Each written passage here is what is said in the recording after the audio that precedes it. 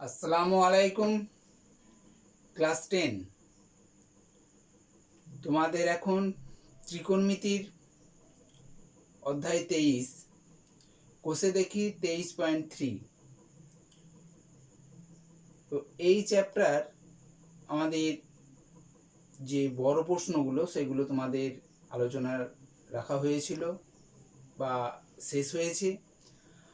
আর 9 দাগের এবং 10 দাগের শর্ট প্রশ্নগুলো আছে, এগুলো আজকে আমরা দেখাবো। তার আগে বলি যে আগের দিনকে আমাদের কিছু কাজ দেওয়া ছিল, সেই কাজগুলো কিন্তু পাইনি। তোমরা কাজগুলো করে দেখাবে। মূলত এখানে যে সূত্রগুলোর ব্যবহার, সেই ব্যবহারগুলো ভালো করে দেখবে, ভালো করে করবে। আর কিছু অঙ্ক বলেছিলাম যে অথবা নিয়মেও তোমরা করে দেখাতে পারো বা করতে পারো, তবে যেটাই করবে সেটা যেন খুব ভালো করে তৈরি হয়, খুব ভালো করে তৈরি করে রাখবে। এটাও শিখবো না ওটাও শিখতে পারবো না এইরকম করো না, যেটা তোমার ভালো লাগবে সেটাই তুমি সেই রকম নিয়মেই তুমি সমাধান করবে।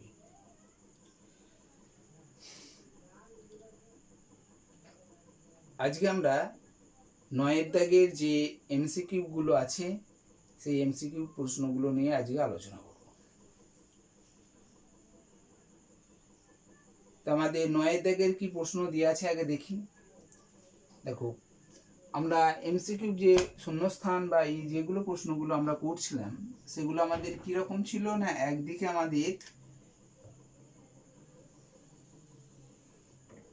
বাম দিকে উত্তরগুলো লিখছিলাম এবং ডান দিকে আমরা কি করছিলাম, তার উত্তরটা কিভাবে আসছে সেটা দেখাবো। অর্থাৎ এইদিকে উত্তরটা লিখবো আর এইগুলো আমরা রাফ হিসাবে ব্যবহার করব কিভাবে উত্তরটা আসছে। তা আমরা আসি তাহলে 9 দাগের অঙ্কগুলোই। 9 দাগের অঙ্কগুলো সবই হচ্ছে এমসিকিউ। এর দাগের অঙ্ক, 9-এর 3টে দাগ আছে, এ বি সি। এর দাগে 9-এর এর দাগের অঙ্কগুলো সেখানে দিয়ে আছে। একের অঙ্কটা কি দিয়ে আছে দেখো, একের অঙ্কটা দিয়ে আছে যে যদি 3x সমান কোসেক থিটা, 3x সমান কোসেক থিটা আর 3/x সমান কট theta.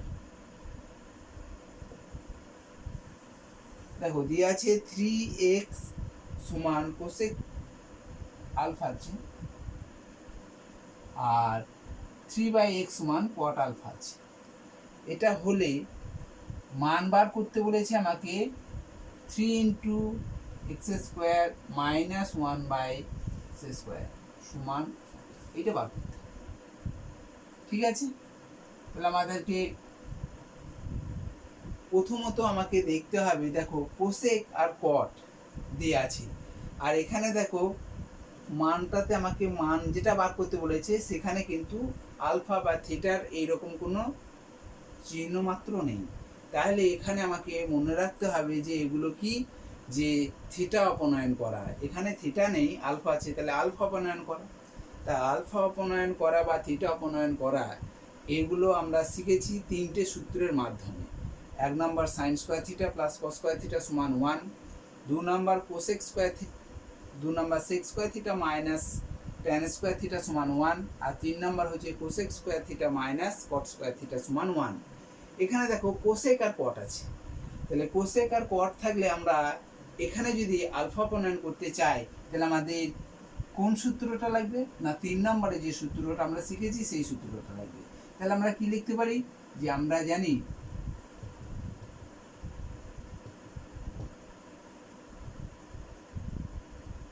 Cosec square alpha minus cot square alpha সমান 1, তাই না?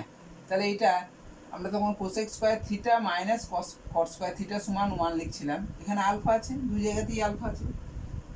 ঠিক আছে, তাহলে আমাদের দেখো মানগুলো এবার আমরা বসিয়ে দিচ্ছি। কোসেক স্কোয়ার আলফা, কোসেকের মান হচ্ছে 3x, তাহলে স্কোয়ার আছে 3x তার স্কোয়ার মাইনাস কটের মান কত দিয়ে আছে 3/x, তাহলে 3/x তার স্কোয়ার হয়ে যাবে সমান 1। দেখো এটা আবার আমরা কি করব, গুণ করে দেবো। তাহলে গুণ করলে কত হবে, 9x² মাইনাস এটা 3 স্কোয়ার কত 9, আর x² এর বর্গ হচ্ছে x² এক্স এর বর্গ x² সমান 1।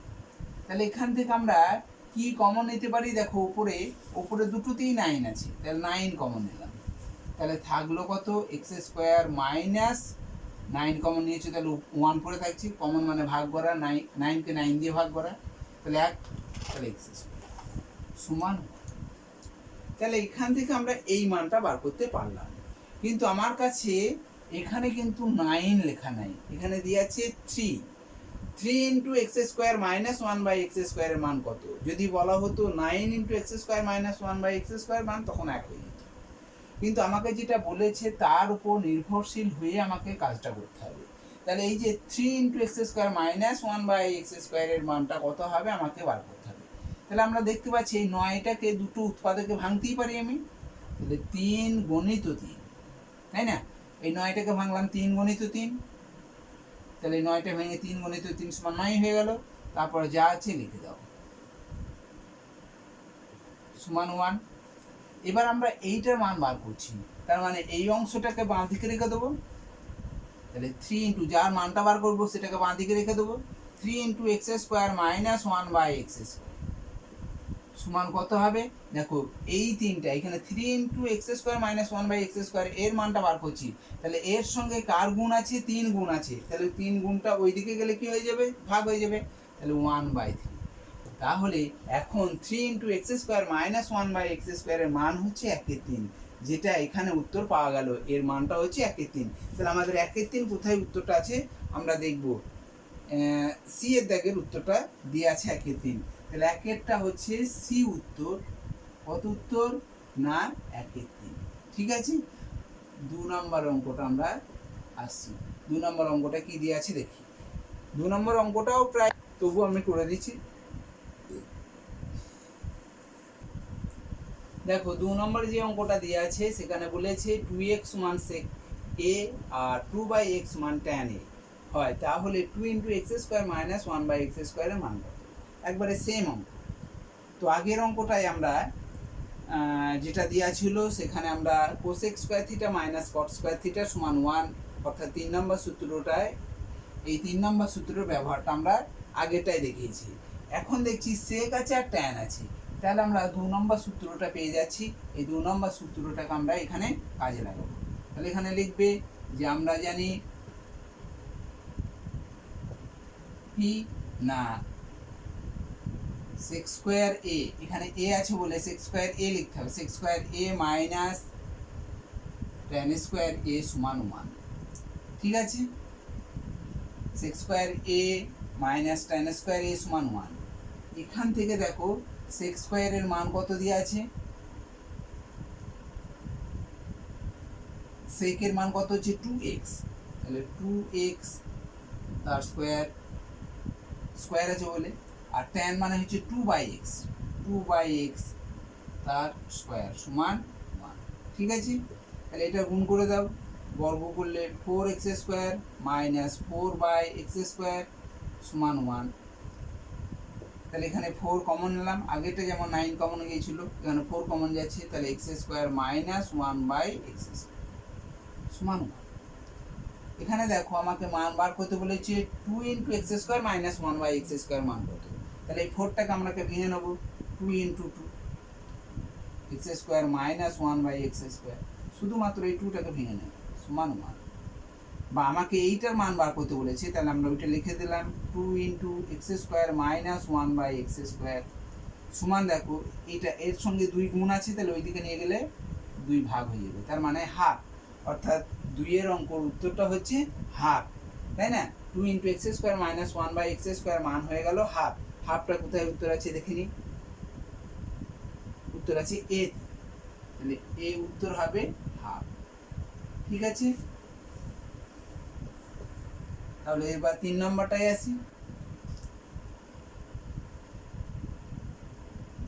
এবার তাহলে আমরা 3 নম্বরের অঙ্কটায় আসি। দেখো 3 নম্বরে যে অঙ্কটা দেওয়া আছে tan alpha plus cot alpha সমান 2 হলে tan to the power 13 alpha plus cot to the power 13 alpha সমান কত? দেখো এখানে আমাদের সূত্র জানি যেগুলো, সেগুলো হচ্ছে হয় A square plus B square হতো, কিংবা A square minus B square. Cube থাকলে সূত্র ব্যবহার জানি, 4 টু দি পাওয়ার 4 থাকলে সূত্র করতে পারবো। তারপরেগুলো কিন্তু আমরা আর সেরকমভাবে সূত্র লিখতে পারবো না, তাই না? তাহলে আমাকে কি করতে হবে? এটা তো সূত্র জানা, 13 টু দি পাওয়ার 13 সূত্র আমাদের তো জানা নেই, স্কোয়ার কিউব টু দি পাওয়ার 4 এই পর্যন্ত, তারপরে আমরা আর পারি না সূত্র। তাহলে এই ধরনের অঙ্কগুলো আমাকে কিভাবে করতে হবে? দেখো এইটা আমরা কি করতে পারি সেটা দেখে নাও। ট্যান আলফা দিয়ে আছে, tan alpha plus cot alpha সমান 2 দিয়ে আছে। ট্যান এবং কট একে অপরের অনন্যক। এই অনন্যক থাকার জন্য আমরা যে কোনো একটাকে নিয়ে আসব, হয় সব ট্যান করব, নাহলে সবটাই কট করব। আমরা ট্যানই করে নিই, তাহলে tan alpha plus 1 by cot alpha সমান, ব্যাপারটা বুঝতে পেরেছি অঙ্কটা? যে ট্যান এবং কট একে অপরের অনন্যক, হয় দুটোকেই ট্যান করব, নাহলে দুটোকেই কট আছে এখানে ট্যান আছে, হয় দুটোকেই ট্যান করে নেব কিংবা দুটোকেই কট করব, যে কোনো একটাতে রাখবো, হয় ট্যান করব না হলে কট করব। আমরা যদি ট্যান করে নিয়েছি, ট্যান আলফা লিখেছি, কট মানে আমরা জানি 1 বাই ট্যান আলফা। এবার দেখো এটার আমরা একটা লসগু করছি, ট্যান আলফা, ট্যান আলফা লসগু হয়ে গেল। তাহলে এখানে 1 আছে, তাহলে ট্যান আলফা গুণ করলে কি হবে? Tan square alpha plus tan alpha মিলে গেল 1 দিয়ে গুণ করা মানে সমান, তলায় 1 আছে। এবার আমরা একটু কোনাকুনি গুণ করলাম, দেখো ট্যান স্কোয়ার আলফা প্লাস 1 সমান 2 ট্যান আলফা, ঠিক আছে? এবার দেখো আমরা যদি এই ট্যান আলফাটাকে মাঝখানে নিয়ে আসি, পক্ষান্তর করি, তাহলে ট্যান স্কোয়ার আলফা 2 ট্যান আলফাটাকে আমরা এইদিকে নিয়ে আসতে চাইছি, তাহলে মাইনাস 2 ট্যান আলফা প্লাস 1 সমান 0। দেখো ট্যান আলফাটাকে এইদিকে নিয়ে এসেছি, তাহলে tan square alpha minus 2 tan alpha plus 1 সমান 0, ঠিক আছে? এটা দেখবে একটা সূত্র, এ স্কোয়ার মাইনাস 2a প্লাস 1 সমান 0। এটা A square minus 2ab plus B স্কোয়ারের সূত্র হয়ে যাচ্ছে। এটাকে আমরা একটু ভেঙে রেখে দিচ্ছি, তাহলে এটা হচ্ছে a মাইনাস 1 তার হোল স্কোয়ার সমান 0, তাই না? এইরকম আকারে আমরা এটাকে যদি ভেবে নিই, তাহলে আমরা কি লিখতে পারবো? Tan alpha square minus 2 into A বলতে ট্যান আলফা, বি বলতে দেখো 1 প্লাস 1 স্কোয়ার সমান 0। তাহলে এখানে আমরা একটা এই জিনিসটাকে আমরা কি করতে পারলাম? যে একটা রূপ দিতে পারলাম, একটা সূত্রের রূপে প্রকাশ করতে পারলাম। সেই সূত্রটা তোমাদের সবারই জানা, যে A square minus 2ab plus B square. তাহলে square minus 2ab plus B স্কোয়ারের সূত্র এ মাইনাস বি, এ বলতে এখানে ব্র্যাকেটের ভিতরে যেটা, তাহলে ট্যান আলফা, বি বলতে এটা, এখানে মাইনাস আছে বলে মাইনাস, তাহলে এ মাইনাস বি তার হোল স্কোয়ার সমান 0, ঠিক আছে? তাহলে ট্যান আলফা মাইনাস 1 তার বর্গ যদি 0 হয়, তাহলে আমরা লিখতে পারি না যে ট্যান আলফা মাইনাস 1 সমান 0। এর বর্গ যদি 0 হয়, তাহলে ট্যান আলফা মাইনাস 1 রুট 0 মানে 0 হয়ে যাচ্ছে। তাহলে ট্যান আলফা সমান কত হবে? ট্যান আলফা 1টাকে ওই দিকে পক্ষান্তর করলাম, তাহলে মাইনাস 1টা ওই দিকে গেলে প্লাস 1 হয়ে গেল। তার মানে কি 0-র সঙ্গে প্লাস 1 মানে প্লাস 1 হয়ে গেল, অর্থাৎ ট্যান আলফা সমান 1 আমরা বার করতে পারলাম, ঠিক আছে? এবার আমার কি মান বার করতে দিয়েছে? দেখো মান বার করতে দিয়েছে যে tan 13 alpha plus cot 13 alpha মানে টু দি পাওয়ার 13 আলফা, ঠিক আছে? তাহলে এটাকে আমরা দেখো ট্যানের মান আমাদের জানা আছে, ট্যান লিখে দাও, ট্যান 13 আলফা প্লাস এটাকে কটটাকে আমাকে কি করতে পারি? ট্যানে প্রকাশ করে নিতে পারি, তাহলে 1 by tan to the power 13 alpha. দেখো এবার আমাদের মান ট্যানের আলফার মান জানা আছে, ট্যান আলফার মান কত? 1, তাহলে 1 to the power 30 tan alpha, tan আলফার মান হচ্ছে 1, তাহলে পাওয়ার আছে কত? 13, তাহলে 1 টু দি পাওয়ার 13 হয়ে যাবে, প্লাস 1/1 দেখো একটা মজার জিনিস যে 1 এর পাওয়ার এখানে ধনাত্মক দিয়ে আছে, ঋণাত্মক হলে আলাদা হয়ে যাবে একটু, যেহেতু ধনাত্মক এখানে মানটা, তাহলে 1 এর পাওয়ার যাই থাকুক না তার মান 1ই হবে। অর্থাৎ 1/13 মানে হচ্ছে 13টা একের গুণফল, 1 গুণিত 1 গুণিত 1 এরকম ভাবে 13টা একের গুণফল। তাহলে আমরা গুণফল একই পাবো। এই 1 তোমার যাই থাক সেখানে মান সর্বদাই আমরা একই পাবো। তাহলে এখানে 1 হলো প্লাস 1 এর তো একই হবে 1, তাহলে 1/1 মানে 1, 1 + 1 সমান দেখো 2। তাহলে আমরা পেয়ে গেলাম এখানে কত 2 উত্তর হয়ে যাচ্ছে। এইরকমই অঙ্ক দেখো tan আর cot যেহেতু একে অপরের অনন্য, তাহলে এরকম ধরনের অঙ্ক তো আলাদা আসতেই পারে, যেমন sec cos থাকতে পারে, sec alpha plus cos alpha সমান 2 হলে এইটার sec⁻13 alpha plus cos⁻13 alpha মান এরকম ধরনের অঙ্ক থাকতে পারে। তাই এই জিনিসগুলোকে তোমাকে একটু চিন্তা ভাবনা করে করতে হবে, ঠিক আছে? তাহলে এটা পারবে করতে নিশ্চয়ই। এটা আমাদের দেখো ক্লাস 7-এই এইরকমই একই রকম সেম অঙ্ক ছিল। 7-এর অঙ্ক, 7 বা 8-এর অঙ্কতে এরকম ছিল, a + 1/a সমান 2 হলে তোমাদের দেখিয়েছিলাম a⁵ + 1/a⁵ কত। এরকম ধরনের অঙ্ক ছিল, যেটা এই পদ্ধতিতে করেই আমরা অঙ্কটা করেছিলাম। শুধুমাত্র এখানে tan cot দিয়ে আছে, এটাই পার্থক্য, তাছাড়া কিছুই পার্থক্য নেই, ঠিক আছে? তাহলে নিশ্চয়ই বুঝতে পেরেছি। তাহলে আমরা 3-এর দাগের অঙ্কের উত্তরটা পেলাম এখানে কত, 3-এর দাগের উত্তরটা পেলাম 2, অর্থাৎ সি এর দাগের উত্তরটা আছে 2। এরপর আমরা 4 নম্বর অঙ্কটায় আসবো, ঠিক আছে? দেখো 4 নম্বর অঙ্কটা দিয়ে আছে sin θ - cos θ সমান 0। এখানে থিটার মানটা বলে দিয়েছে, এইটা দিয়ে আছে। থিটার মানটা কি 0 হতে পারে বা 0-র থেকে বড়, আবার 90 ডিগ্রিও হতে পারে বা 90 ডিগ্রি থেকে ছোট, এটার মান। এবার দেখো আমাকে এটা হলে, এইটা যদি x হয় তাহলে x এর মান কত। দেখো আমরা এই জায়গা থেকে ফিরে আসি, sin θ - cos θ সমান 0।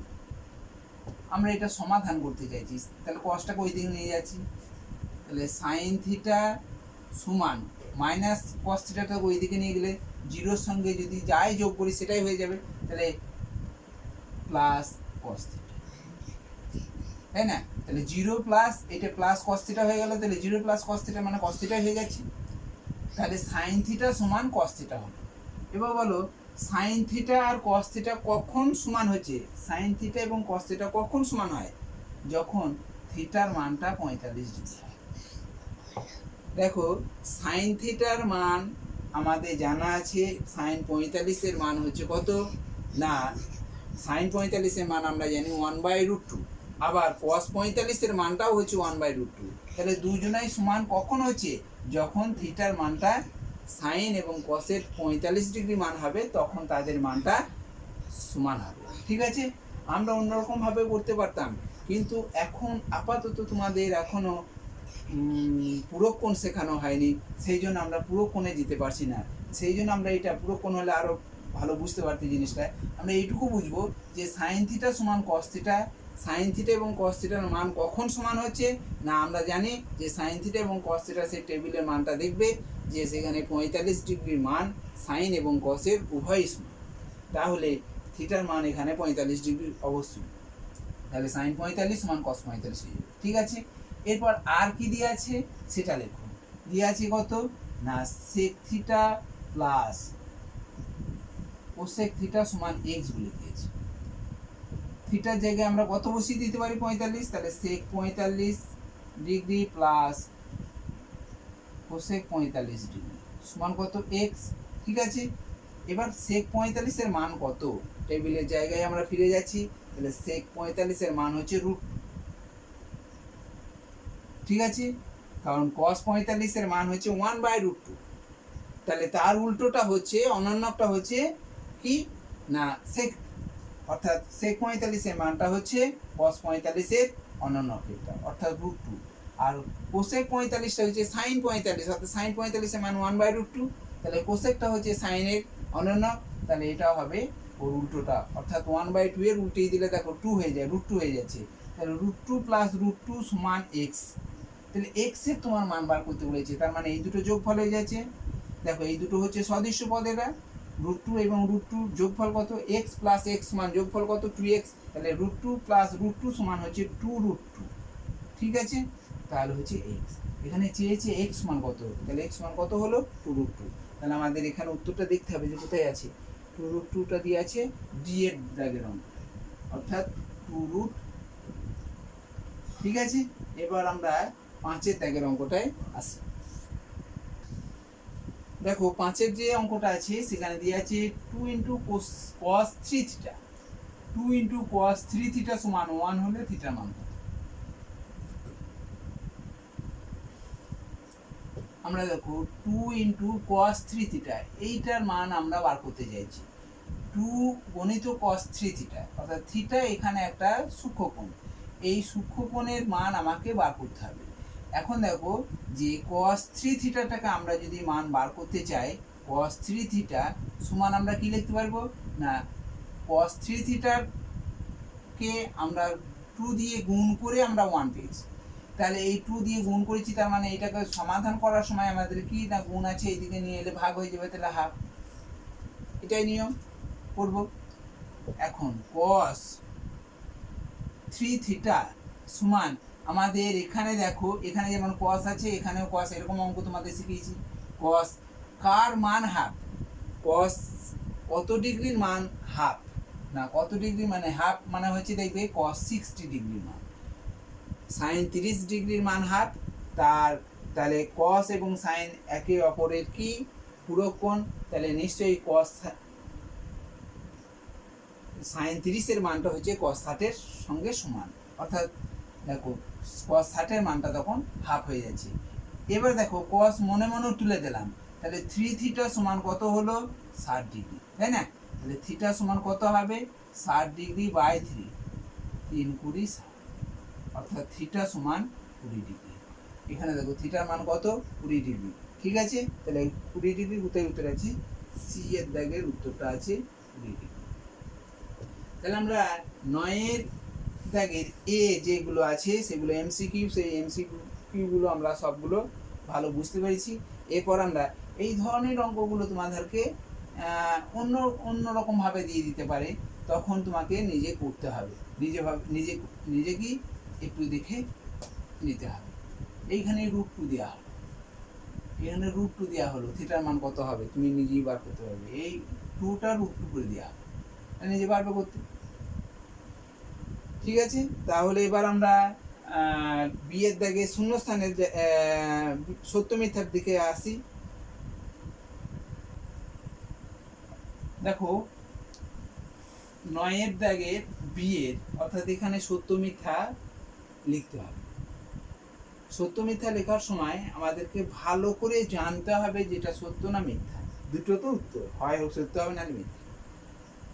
আমাকে লিখতে গেলে আমাকে কি করতে হবে, জানতে হবে যে এটা কিভাবে সত্য হচ্ছে, তাই না, কিভাবে এটাকে সত্য লিখবো বা কিভাবে এটাকে মিথ্যা লিখবো, সেটা আমাকে আগে জানতে হবে। তাহলে আমাকে দেখো এখানে বলে দিয়েছে আলফার মানটা 0 বা 0 থেকে বড় বা 90 ডিগ্রি বা 90 ডিগ্রি থেকে ছোট। এখন এইটার মান আমার যে সর্বনিম্ন মান সেটা আমাকে বার করতে গেলে আমাকে কি করতে হবে, দেখো sec² alpha plus cos² alpha, এখান থেকে আমরা a² + b² মনে হচ্ছে এটা, তাহলে a² + b² এর সূত্র মতো আমাকে এখানে প্রকাশ করতে হবে। তাহলে আমরা লিখতে পারবো যে sec alpha plus cos alpha তার স্কোয়ার, তার মানে সূত্রটা কেমন, তো এইরকম সূত্র a² + b² এর সূত্র আগের দিন আমরা দুটো শিখিয়েছিলাম, a প্লাস, আগের দিন কেন এগুলো আমরা 7-এ শিখেছি, 2ab, আর 2 নম্বর হচ্ছে a মান, তাহলে 1 নম্বর সূত্র এটা, 2 নম্বর সূত্র হচ্ছে a মাইনাস বি তার বর্গ প্লাস 2ab। তাহলে আমরা এইরকম a স্কোয়ার প্লাস বি স্কোয়ারটাকে আমরা দু রকম ভাবে লিখতে পারি, a প্লাস বি তার whole square minus 2ab। 2ab বলতে sec alpha into cos alpha, এটা। এখন সেক আলফা প্লাস কস আলফার বর্গ মাইনাস 2 সেক আলফা, কস মানে হচ্ছে 1 বাই সেক আলফা, কারণ কস আর সেক একে অপরের অনন্য। তাহলে দেখো কেটে গেল, তাহলে এইটা সমান এটা হলো। বেশ, আর একটা আমরা আর এক রকম ভাবে যদি এটা লিখি যে sec square alpha minus plus cos square alpha, এটাকে যদি আমরা এ মাইনাস আকারে লিখি, অর্থাৎ 2 নম্বর সূত্রটা লিখি, তাহলে সেক আলফা মাইনাস কস আলফার বর্গ plus 2 sec alpha into cos alpha, এটা লিখতে পারবো। তাহলে সেক আলফা মাইনাস কস আলফার বর্গ plus 2 into sec alpha into 1 by sec, কসটাকে 1 বাই সেক আলফা দিলাম, কেটে দিতে পারি। তাহলে মানটা পাচ্ছি এখানে কি না, সেক আলফা প্লাস কস আলফার বর্গ মাইনাস 2, আর এদিকে পেলাম দেখো sec alpha minus cos alpha বর্গ প্লাস 2। এখন প্রশ্ন হচ্ছে যে আমরা দেখো sec alpha plus cos alpha এইটা এর সর্বনিম্ন মান 0 হতে পারে, কারণ যে কোনো একটা সংখ্যা লেখো তার বর্গ করে দাও, সব থেকে ছোট মানটা হবে সেটা 0, তাই না? তাহলে এই সেক আলফা প্লাস কস আলফার মান, এই মানটা 0 সর্বনিম্ন হতে পারে। তুমি মনে করছো যে 2 লিখবো, 2 লিখলাম 2 স্কোয়ার হয়ে গেল, তাহলে তো 4 হয়ে গেল। তাহলে এর মানটা সর্বনিম্ন মানটা কি হবে, 4, 2 ধরলে 4 হয়ে যাবে, মাইনাস 2 ধরো তাহলে প্লাস 4 হয়ে যাবে, তুমি 1 ধরো 1 হয়ে যাবে। তাহলে সব থেকে ছোট মান কি হতে পারে, কোনো পূর্ণবর্গ সংখ্যার সর্বনিম্ন মানটা হচ্ছে 0। তাহলে আমরা এইটার মান যখন 0 ধরছি, তাহলে 0 স্কোয়ার মাইনাস 2 সমান 0 মাইনাস 2 সমান মাইনাস 2, অর্থাৎ এখানে সেক আলফা প্লাস কস আলফার সব থেকে ছোট যে মানটা, বর্গটা সব থেকে ছোট হবে 0। যে এইটার বর্গ করলে যে কোনো সংখ্যা তুমি বসাবে, 0 বসালে 0-র বর্গ 0 হচ্ছে, তাহলে এটা ছোট। 1 বসাও, 1 বসালে দেখো 1 হয়ে যাচ্ছে, 2 বসাও 4 হয়ে যাচ্ছে, 3 বসাও 9 হয়ে যাবে, মাইনাস 5 বসাও, মনে করছো মাইনাস বসালে আরও হবে, মাইনাস 5-এর বর্গ 25 হয়ে যাবে। তাহলে সব থেকে ছোট মানটা পাবো আমরা 0। সেই জন্য এই মানটা আমরা যদি 0 বসিয়ে কোনো পূর্ণ সংখ্যার মান, সর্বনিম্ন মান 0 হতে পারে, 0। তাহলে এই 0 বসালে দেখো -2 হচ্ছে, এখানেও যদি আমরা, এটাও একটা পূর্ণবর্গ, তাহলে এর পূর্ণবর্গ সংখ্যার এই পূর্ণবর্গ সংখ্যাটার মান, সর্বনিম্ন মানটা আমরা 0 বসাতে পারি। তাহলে 0 স্কোয়ার প্লাস সমান 0 প্লাস সমান, এখন এটার থেকে পেলাম -2, এটা থেকেই আমরা পেলাম আবার +2। একটা জায়গায় পেলাম দেখো এই সূত্রটা থেকে এক জায়গায় পেলাম -2, আবার এই সূত্র থেকে আবার এক জায়গায় পেলাম +2।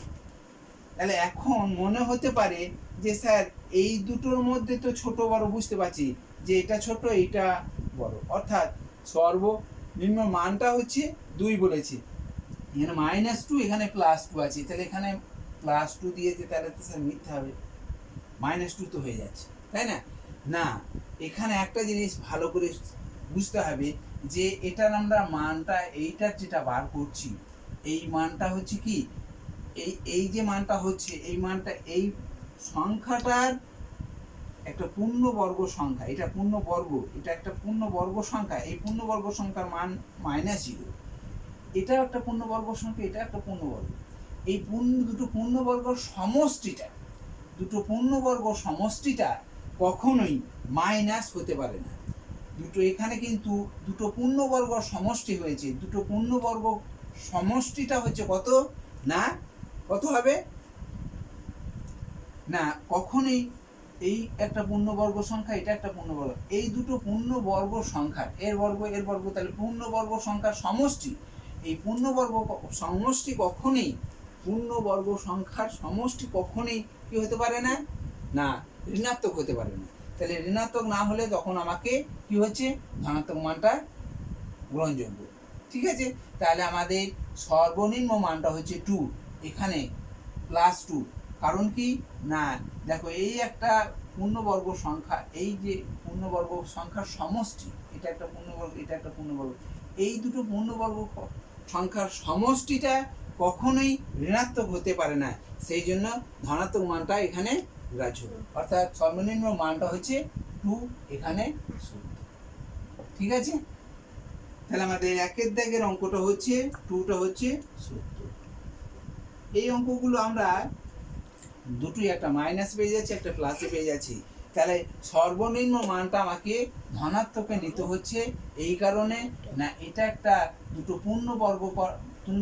পূর্ণবর্গের সমষ্টি, এটা একটা পূর্ণবর্গ, এটা একটা পূর্ণবর্গ, এই দুটো পূর্ণবর্গের সমষ্টিটা হচ্ছে কত না, সব সময় আমাদের ধনাত্মকেই আসবে, তাই আমাদের ঋণাত্মক কখনোই হতে পারে না।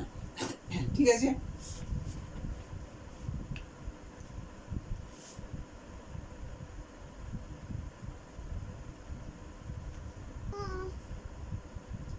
ঠিক আছে, তাহলে এখানে দেখা যাচ্ছে দুটো বর্গ সংখ্যার, এটা একটা বর্গ, এটা একটা বর্গ, এই বর্গ সংখ্যার সমষ্টি কখনোই ঋণাত্মক আসতে পারে না, সেই জন্য সবসময় ধনাত্মক আসবে, তাই এখানে মানটা হবে 2।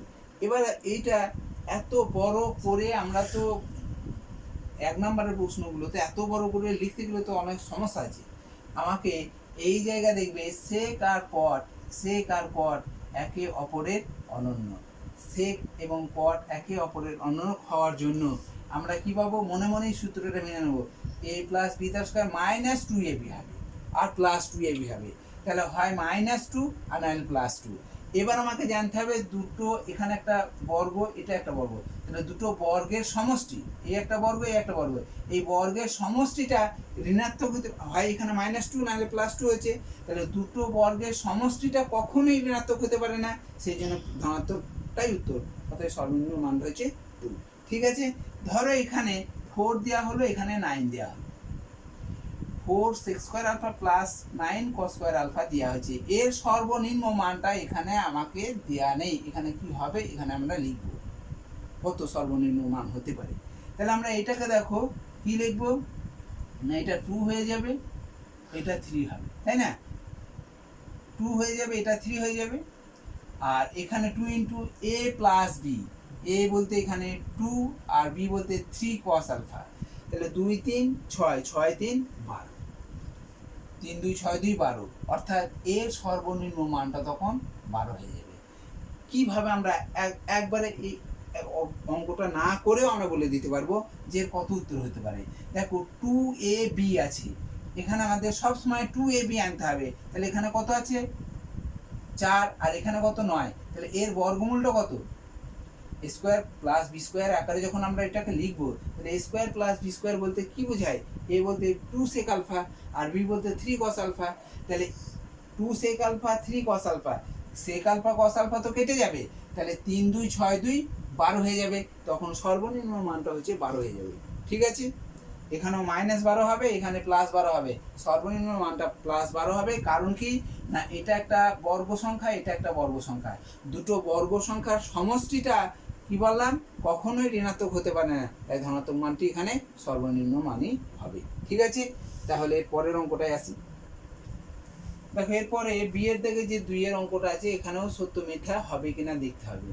তা আমাদের দিয়ে আছে cos 0 degree × cos 1 degree × cos 2 degree × cos 3 degree D dot dot dot দিয়ে আছে, তার মানে 3 4 5 6 cos সব একবারে 90 ডিগ্রি পর্যন্ত এর মানটা হবে 1, সত্য না মিথ্যা। তাহলে এখানে আমাকে দেখতে হবে যে এর মানগুলো আমাকে জানতে হবে, আমরা দেখবো সেই টেবিলটা জানি, সেই টেবিলে জানার মধ্যে মান cos 0 এর মান কত, না কস জিরোর মান হচ্ছে সাইন 90 ডিগ্রির মানের সমান, অর্থাৎ সাইন 90 ডিগ্রির মান হচ্ছে 1। ঠিক আছে, 1 লিখলাম। কস জিরোর মান হচ্ছে সাইন 90 ডিগ্রির মানের সমান, না সাইন 90 হচ্ছে 1, তাহলে কস জিরোর মান 1 গণিত। কস 1 মান জানো না, কস 1 ডিগ্রি লিখে দিলাম। কস 2 মান জানি না, লিখে দিলাম। কস 3 মান জানি না, লিখে দিলাম। এরকম ভাবে ডট ডট ডট। কস 45 এর মান আমাদের জানা আছে, কস 60 এর মান আছে জানা, এগুলো মান জানা আছে। ভিতরে এখন অনেক মান ছিল, ঠিক আছে। তাহলে কস ডট ডট দিয়ে দিলাম, কস 45 ডিগ্রি। এই 45 ডিগ্রি, কস 45 ডিগ্রির ভিতরে আছে তো, কস 45 এর মান আমাদের জানা আছে কত না 1/√। ঠিক আছে, গুণ। দেখো তারপরে ডট ডট দিলাম যে cos 60 এর মান, cos 60 এর মানও আমাদের জানা আছে যে cos 60 এর মান হচ্ছে কত, হাফ, তাই না। এখানে ডট ডট দিলাম, আর মান জানি না। লাস্ট আবার cos 90 এর মান আমাদের জানা আছে 0, cos 90 হচ্ছে 0, তাই না।